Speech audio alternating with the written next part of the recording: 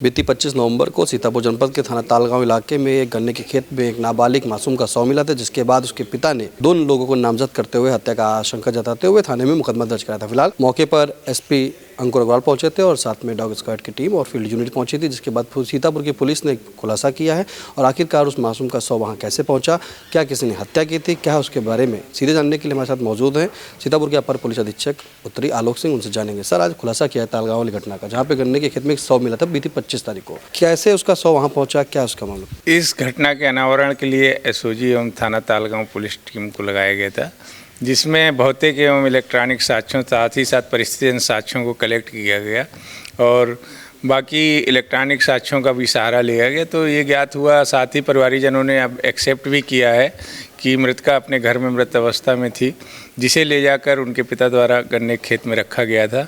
और इस संबंध में एक दो गवाहों के माननीय न्यायालय में भी बयान कराए गए हैं, कलमबद्ध बयान हुए हैं और बिसरा परीक्षण की रिपोर्ट का हम लोग इंतजार कर रहे हैं।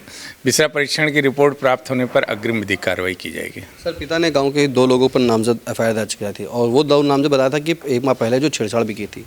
जो उसका मुकदमा था उसमें चार्जशीटेड हो गया था, थाना तालगांव द्वारा उसमें पूरी कार्रवाई की गई थी और जिनका नामजद किया गया था उनमें से एक अभियुक्त जिसको बनाया था उन्होंने, वो अयोध्या में था पिछले 7 दिनों से, जो भौतिक एवं इलेक्ट्रॉनिक साक्ष्यों से प्रूफ हुआ है। इस प्रकार उनका घटना में संलिप्त होना नहीं पाया गया।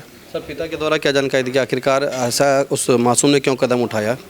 घर में दोनों बहनों के बीच में पारिवारिक वाद विवाद हुआ था, जिससे पिता ने दोनों को समझाया बुझाया एवं डांटा भी, जिस पर मृतका अपने घर के एक दूसरे कमरे में चली गई और माता पिता किसी धार्मिक स्थल पर गए थे। जब वहाँ से वो वापस लौट के आए तो उन्होंने उसकी खोजबीन की।